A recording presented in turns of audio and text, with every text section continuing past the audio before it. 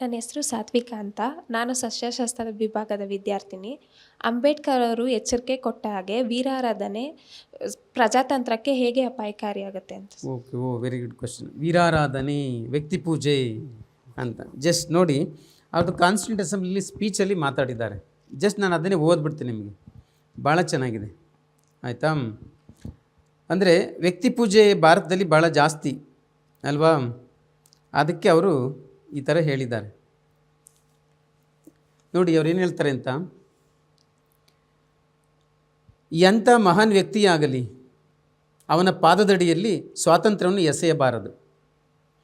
ನಮ್ಮ ಯಾವುದೇ ಸಂಸ್ಥೆಗಳು ಬುಡಮೇಲಾಗಲು ಅವಕಾಶವಾಗುವ ಹಾಗೆ ಅವನಿಗೆ ಅಧಿಕಾರಗಳನ್ನು ಒಪ್ಪಿಸಬಾರದು. ದೇಶ ಸೇವೆಯಲ್ಲಿ ತಮ್ಮ ಜೀವಮಾನವನ್ನೆಲ್ಲ ಧಾರೆ ಎರೆದ ಯಾರೇ ಮಹಾನ್ ವ್ಯಕ್ತಿಗೆ ಚಿರಋಣಿಯಾಗುವುದರಲ್ಲಿ ಯಾವುದೇ ತಪ್ಪೇನೂ ಇಲ್ಲ. ಸಪೋಸ್ ನೀವು ನಮ್ಮೆಲ್ಲ ಸ್ವಾತಂತ್ರ್ಯ ಹೋರಾಟಗಾರರು ಇಲ್ಲ, ಎಷ್ಟು ಹೋರಾಟ ಮಾಡಿದ್ದಾರೆ, ಅವ್ರು ಖಂಡಿತ ಚಿರಋಣಿ ಆಗಿರೋಣ. ಆದರೆ ಋಣಿಗಳಾಗಿರುವುದಕ್ಕೂ ಕೆಲವು ಮಿತಿಗಳಿರುತ್ತವೆ. ರಾಷ್ಟ್ರಪ್ರೇಮಿ ಡೇನಿಯಲ್ ಓ ಕಾನೆಲ್ ಹೇಳಿದ ಹಾಗೆ, ಯಾರೇ ವ್ಯಕ್ತಿಯು ತನ್ನ ಗೌರವವನ್ನು ಕಳೆದುಕೊಂಡು ಇನ್ನೊಬ್ಬನಿಗೆ ಕೃತಜ್ಞನಾಗಕೂಡದು. ಯಾರೇ ಮಹಿಳೆಯು ತನ್ನ ಪಾವಿತ್ರ್ಯವನ್ನು ಬಲಿಕೊಟ್ಟು ಕೃತಜ್ಞತೆಯನ್ನು ತೋರಿಸಬೇಕಾಗಿಲ್ಲ. ಅದೇ ರೀತಿ ಯಾವುದೇ ರಾಷ್ಟ್ರ ತನ್ನ ಸ್ವಾತಂತ್ರ್ಯವನ್ನು ಬಲಿಕೊಟ್ಟು ಕೃತಜ್ಞತೆಯನ್ನು ವ್ಯಕ್ತಪಡಿಸುವ ಅಗತ್ಯವಿಲ್ಲ. ಈ ಎಚ್ಚರಿಕೆ ಮಾತು ಇತರ ದೇಶಗಳಿಗಿಂತ ಭಾರತಕ್ಕೆ ಹೆಚ್ಚಾಗಿ ಅನ್ವಯಿಸುತ್ತದೆ. ಭಾರತದ ರಾಜಕೀಯದಲ್ಲಿ ಭಕ್ತಿ ಪಂಥವು ಅಥವಾ ವ್ಯಕ್ತಿ ಪೂಜೆಯು ವಿಪರೀತವಾಗಿ ಪ್ರಧಾನ ಪಾತ್ರವನ್ನು ವಹಿಸುತ್ತದೆ.